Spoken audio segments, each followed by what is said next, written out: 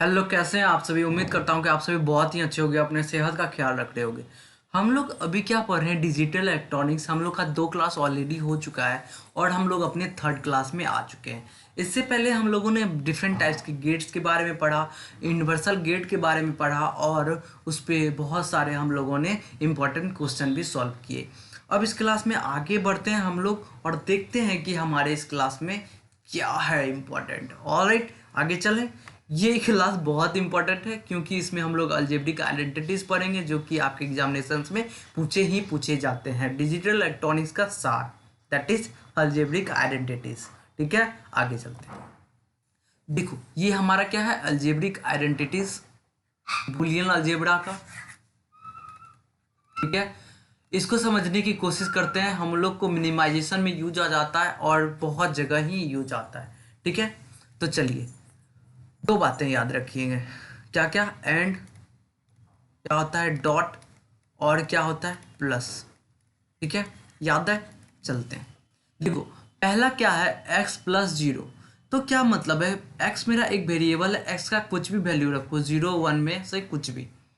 तो अगर हम लोग 0 1 का कुछ भी कॉम्बिनेशन अगर जीरो के साथ लगाते हैं, सॉरी, 0 1 का कॉम्बिनेशन कुछ भी हम लोग अगर जीरो के साथ लगाते हैं, तो मेरा और में क्या आएगा, हमेशा मेरा रिजल्ट 0 या 1, मतलब क्या आएगा, हमेशा एक्स पर ही डिपेंडेंट रहेगा। कैसे, चलो अच्छे से समझाता हूँ। चलो, मेरा ये एक्स है और ये मेरा ज़ीरो है। एक्स 1 है, ये ज़ीरो है। अगर 1 0 का अगर और लेते हो तो आपका 1 आएगा। ये ज़ीरो है, अगर ज़ीरो है तो फिर भी मेरा और लेते हो तो क्या आएगा, 0 ही आएगा। तो क्या मतलब हुआ कि हम लोग का एक्स पर ही डिपेंडेंट आ जा रहा है मेरा इसका आउटपुट, इसीलिए क्या हो जा रहा है, मेरा एक्स ही हो जा रहा है। वहीं पे अगर सेकेंड की बात करोगे, एंड ले रहा है, एक्स और जीरो का एंड ले रहा है 0। चलो इसको भी समझाता हूँ। अगर समझो 1 और 0 का अगर आप एंड लेते हो तो भी 0, अगर 0 0 का एंड लेते हो तो भी 0, मतलब हर एक कंडीशन में मेरा 0 ही आंसर आएगा एंड में। थर्ड लो, एक्स और कर रहे 1 के साथ 1 ही आएगा, एक्स का एंड के साथ एंड कर रहे 1 के साथ एक्स आएगा। अगर मेरा x प्लस एक्स, मतलब समझो, अगर मेरा 1 + 1 है या फिर 0 + 0 है, तो मेरा और में क्या आएगा, वही आंसर आएगा, मतलब x ही आंसर होगा। ठीक है, मतलब दोनों तो x x ही है तो x ही आंसर होगा, x x है तो x ही आंसर होगा। वहीं पे 6 नंबर की बात करें तो एंड लेते हैं अगर x डॉट एक्स का, तो मेरा फिर भी आंसर x ही आएगा। चलो, ये इंपॉर्टेंट है। 7 नंबर और 8 नंबर बहुत ही इंपॉर्टेंट है, इसको देखने की कोशिश करते हैं। चलो, x प्लस एक्स डैश क्या होगा। चलो, अगर मेरा इनपुट 0 है, इसका अगर x डैश लोगे तो 1 आएगा, इसका एंड लो तो मेरा आंसर क्या आएगा, 1 आएगा। तो देखो 1 है कि नहीं है। एक्स डॉट एक्स डैश का एंड लेते हो तो 0 आएगा। कैसे, समझो, 0 है, 0 का एंड लेते हो 1 के साथ, क्या आएगा आंसर, 0 ही आएगा। ठीक है, ये आपके लिए इंपॉर्टेंट था। 9 नंबर ध्यान दो, अगर x प्लस वाई लिखते हो तो आप इसको y प्लस एक्स भी लिख सकते हो, कोई दिक्कत नहीं है। x इंटू वाई लिखते हो तो आप इसको y इंटू एक्स भी लिख सकते हो, कोई दिक्कत नहीं है। 11 नंबर देखो, x plus y plus z है, y प्लस जेड ब्रैकेट में है, तो आप इसको कैसे लिख सकते हो, x plus y plus z भी लिख सकते हो। x और ब्रैकेट में y z है तो आप इसको x y ब्रैकेट में और बाहर में z भी लिख सकते हो, कोई दिक्कत नहीं है। 13 नंबर देखो, x इंटू है y प्लस जेड एक ब्रैकेट में है, तो आप इसको इससे मल्टीप्लाई करो, एक्स वाई प्लस मतलब और एक्स जेड लिखो, कोई दिक्कत नहीं है। ये देखो 14 नंबर बहुत इंपॉर्टेंट, याद रखना। x प्लस वाई एक्स है तो इसको आप लिख सकते हो x plus y into x plus z, यहाँ पर होगा z, एक्स नहीं होगा, जेड होगा। ठीक है, 15 नंबर देखो, ये तो डिमॉर्गन से 15 और 16 बहुत बार मैंने आपको बताया, x plus y dash x dash y dash x y dash x dash plus y dash. और ये भी मैंने आपको बहुत बार बताया कि एक्स डैश का फिर से कॉम्प्लीमेंट लेते हो तो आपका आंसर एक्स ही आता है। ठीक है, आपको ये सब बातें समझ में आई, आगे चलें। और अब देखो, उस पर कुछ इंपॉर्टेंट प्रॉपर्टीज़ हैं, अलजेब्रिक आइडेंटिटीज़ के कुछ प्रॉपर्टीज़ हैं, उसको समझने की कोशिश करते हैं। एग्जामिनेशन में डायरेक्ट पूछ लिया जाता है, सो यहाँ पे अटेंशन बिल्कुल आपका फोकस 100% होना चाहिए। कितना बोलो ना, 1001%। क्या मतलब 100/100 मतलब एक एक ध्यान दोगे नहीं, 100% ध्यान दो, ठीक है। चलिए, आइडम्पोटेंट लॉ। तो ये क्या होता है कि अगर मेरा a+a है तो a हो जाएगा, a.a है तो a हो जाएगा। तो क्या होता है, अब variable remain unchange when it is odd and ended with itself. Idempotent में क्या हुआ, कोई भी अगर अपने से ऑड किया जाए या कोई भी अपने से एंड किया जाए तो हमेशा उसका रिजल्ट खुद ही वो होता है वेरिएबल, ठीक है। That is idempotent. Complement law से क्या समझते हो, ये देखो ये है कॉम्प्लीमेंट लॉ। अगर खुद के कॉम्प्लीमेंट से एंड करते हो तो आपका आंसर 1। अगर खुद के कॉम्प्लीमेंट से क्या करते हो, एंड करते हो, तो आपका answer 0। Important, that is complement law. आगे चलो, क्या है एनलमेंट लॉ। ये क्या होता है, a variable ended with 0 gives 0 while a variable odd with 1 gives 1। देखो, अगर 0 के साथ एंड करते हो किसी वेरिएबल का तो और 0 देगा, अगर किसी के साथ और करते हो तो आपका आंसर 1 होगा। That is annulment law. कैसे, अगर एक से गुना कर दिए 0 को तो 0 होगा कि नहीं, अगर एक को एक जोड़ दिए तो ये 1 ही होगा क्योंकि ये ट्रू है। और में क्या होता है, वन ऑफ द, अगर मेरा इनपुट ट्रू है तो मेरा आउटपुट ट्रू होता है, सो सिंपल, तो 1 ही होगा, ऐसे याद रखो। अब चलो आइडेंटिटी लॉ की बात करते हैं। क्या बोलता है, in this law variable remain unchange it is ORed with और एंडेड विथ 1। अरे वाह, देखो, अगर मेरा वेरिएबल ए है, ए के साथ अगर एंड किए 1 को तो बोलता है ए ही रहेगा, अगर ए को आप और करते हो 0 के साथ ए ही रहेगा। ये बात है, ठीक है। आप यहाँ पे आसानी से समझ रहे होगे। चलो समझाते हैं। अगर मेरा 0 हुआ 1 हुआ और नहीं एंड किए तो मेरा आंसर 0 ही आएगा, अगर 1 किए तो मेरा आंसर अभी भी 1 ही आएगा, मतलब हमेशा ए पर ही डिपेंडेंट है।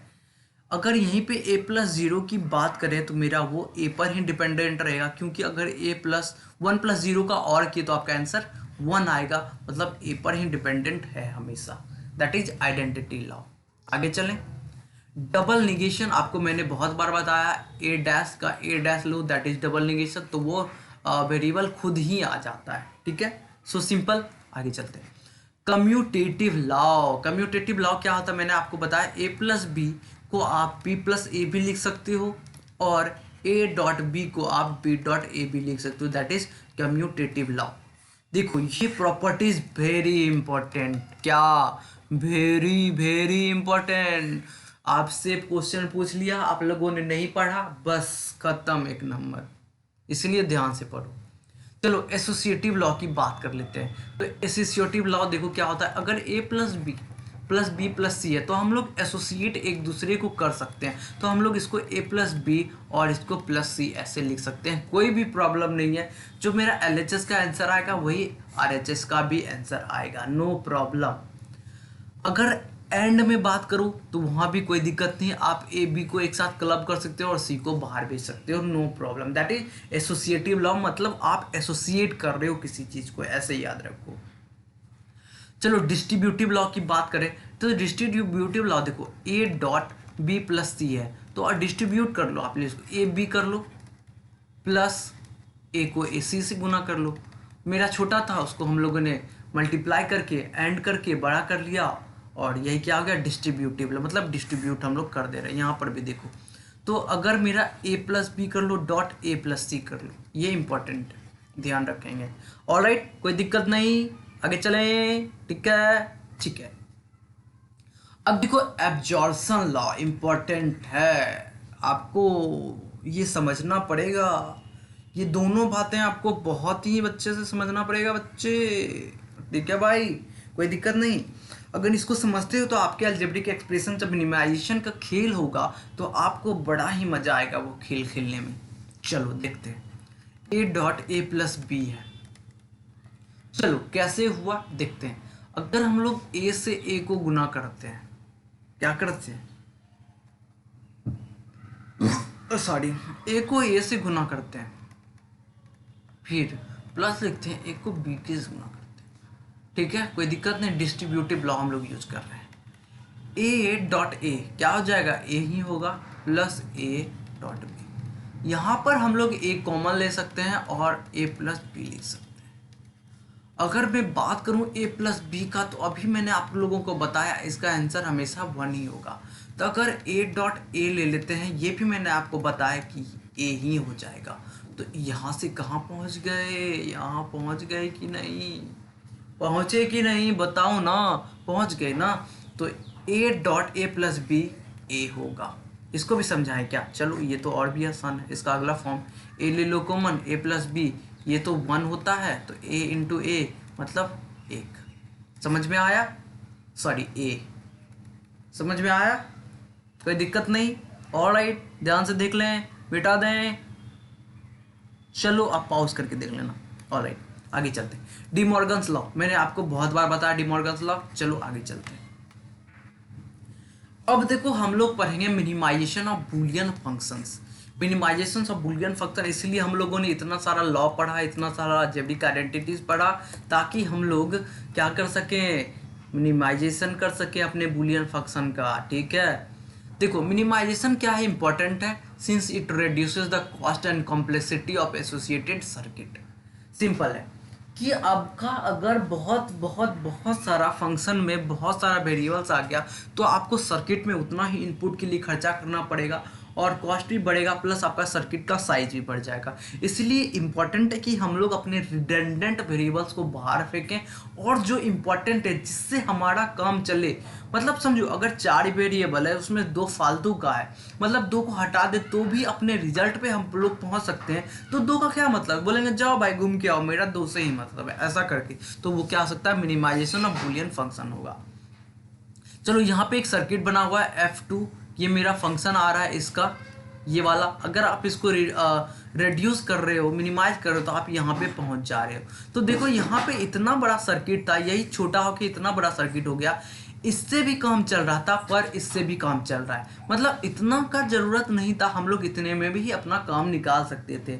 यही होता है क्या, मिनिमाइजेशन ऑफ बूलियन फंक्शन, ताकि मेरे सर्किट का कॉम्प्लेक्सिटी क्या हो जाए, कम हो जाए। ऑलराइट, कोई दिक्कत नहीं।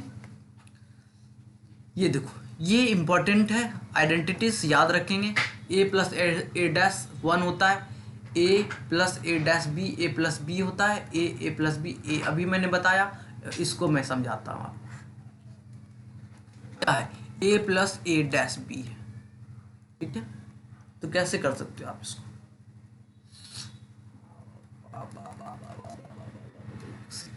ये 1 हो जाता है, ए डैश 0 हो जाता है।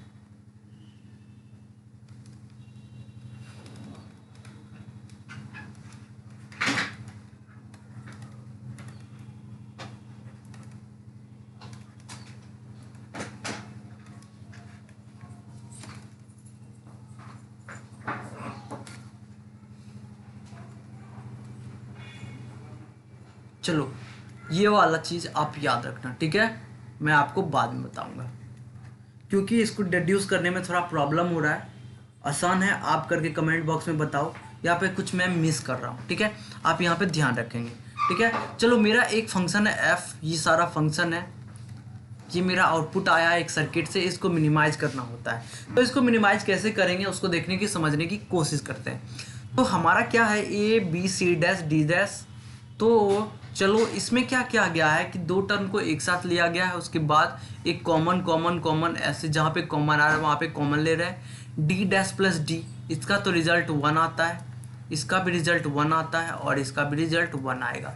मतलब ये हो जाएगा A B C dash, A B dash C dash D, ये भी हो जाएगा ए सी डी और ए सी डैश। अब चलो यहाँ पर देखते हैं क्या कुछ कॉमन आ रहा है। हाँ, यहाँ पर मेरा कॉमन आ रहा है A C D plus D dash, ये भी मेरा क्या हो गया, ये भी क्या हो गया, 1 हो गया। देखो अगला steps, A B C dash, A B dash C dash D A C. अब क्या कुछ कॉमन आ रहा है, ए बी डैश सी, चलो ए सी डैश कॉमन आ रहा है, क्या ए सी डैश ले रहे हैं, ए चलो कॉमन ले रहे हैं, ए कॉमन ले रहे हैं, उसके बाद बी सी डैश, और यहाँ से क्या ले रहे हैं, क्या ले रहे हैं, सी ले रहे हैं, और इसको तो यहीं पे रख दे रहा है, मतलब ये दोनों में कॉमन ले रहे हैं, इस दोनों में। अगर हम लोग बात करते हैं यहाँ पर, हम लोगों ने अभी ही पढ़ा इस चीज़ को कि ए प्लस ए डैश बी क्या होता है, ए प्लस बी होता है। तो B C dash C, B plus सी, और इसको तो यहीं पे ऐसे ही रखा।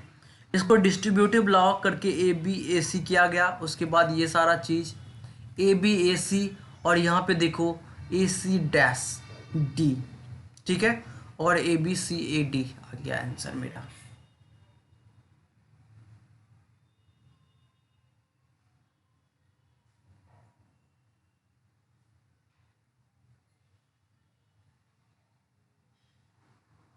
ठीक है, आगे चलते हैं।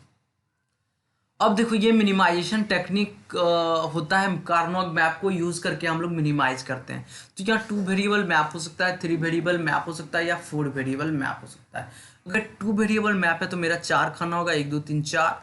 यहाँ पे 3 वेरिएबल होगा तो 1 2 3 4 7 8 होगा, और 4 वेरिएबल होगा 2 टू द पावर 1, मतलब 16 बॉक्सेस होंगे। ठीक है, यहाँ पे क्या है देखो, ए है बी है, A B C, A B C D.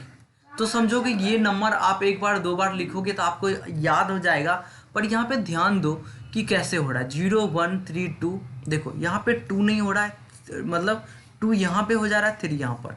इसी तरह 6 यहाँ, 7 यहाँ, 14 यहाँ, 15 यहाँ, मतलब अगर जहाँ पे 10 होना चाहिए वहाँ पे 11 हो रहा है, जहाँ 11 वहाँ 10। बस इस दोनों खाने में बॉक्सेस में डिफरेंसेस है, जो कि आप ध्यान से देखोगे तो आपको याद हो जाएगा। ये यहाँ पर भी 0 1 2 होना चाहिए, तो यहाँ पे 3 है, यहाँ पे 2 है, यहाँ पे 6 होना चाहिए तो 7 है, यहाँ पे 6 है। 0 1 2 3 ये सही है। ठीक है, चलो इसमें नंबरिंग कैसे आ रहा है चलो दिखाता हूँ। अगर समझो, अगर ए है तो यहाँ पे ए डैश है और ये ए है, यहाँ पे बी डैश है और ये बी है। यहाँ पे क्या है कि यहाँ पे मेरा ए डैश है, ए है, यहाँ पे मेरा B dash C dash, B dash C, B C और बी सी डैश। इसको आप याद रखेंगे तो आप नंबर भी इजीली निकाल पाओगे। जैसे देखो ए से चालू करो, 0 0 0 का क्या होगा इक्विवेलेंट 0। इस बॉक्स में जाओगे तो मेरा 0 है, 0 और 1 है तो मेरा इक्विवेलेंट 1। इस बॉक्स में जाओगे, इस बॉक्स में तो मेरा यहाँ पे 0 है, 1 1 मतलब 3। इस बॉक्स में 0 1 0 मतलब इसका इक्विवेलेंट 2। समझ में आया, समझ में आ रहा है? ठीक है, कोई दिक्कत नहीं। ऑलराइट, आज का क्लास थोड़ा इसको आप खुद से देखोगे, और यहाँ पर मैं ये सेकेंड नंबर है मैं आपको अच्छे से बताऊंगा डिड्यूस करके आखिर ए प्लस बी कैसे आ रहा है। ठीक है, कोई दिक्कत नहीं। ऑलराइट, और आप ये सब प्रॉपर्टीज को ध्यान से देखेंगे, अलजेब्रिक आइडेंटिटीज आपको बहुत ही अच्छे से समझ आएगा। Thank you so much for watching this video. अगर आप नए हैं तो प्लीज़ सब्सक्राइब कर लो यार, और अपने दोस्तों के साथ शेयर करो, आपके एग्जामिनेशन के लिए बहुत इंपॉर्टेंट है। ये सब क्वेश्चंस हायर लेवल के हैं, ये सब क्वेश्चन जो है वो हाई लेवल पे है, इसीलिए थोड़ा आपको प्रॉब्लम होगा अगर आप पहली बार कर रहे हो। तो इसीलिए मैं आपको रिकमेंड करूंगा कि आप पहले छोटे छोटे क्वेश्चन को सॉल्व करो यूजिंग दीज आइडेंटिटीज। ये सारा जो आइडेंटिटीज है, आपको 17 आइडेंटिटीज है, यहीं पे आपका प्रॉब्लम सॉल्व होगा। एक पेज में लिख लो 15-20 क्वेश्चन जो बेसिक्स लेवल के होते हैं, टीजीटी में जो आते हैं टीचर्स के, वो सारे लो और इन सारे आइडेंटिटीज को उस पर लगाओ और सॉल्व करने की कोशिश करो। आपको बहुत ही मज़ा आएगा और कॉन्फिडेंस लगेगा। फिर आप इस क्वेश्चन को सॉल्व करना और बताना कि कैसे हो रहा है। Alright, thank you so much, और ऐसे ही पढ़ते रहिए, मुस्कुराते रहिए। ऑलराइट, चलिए अगली क्लास में मिलते हैं। Bye bye, take care.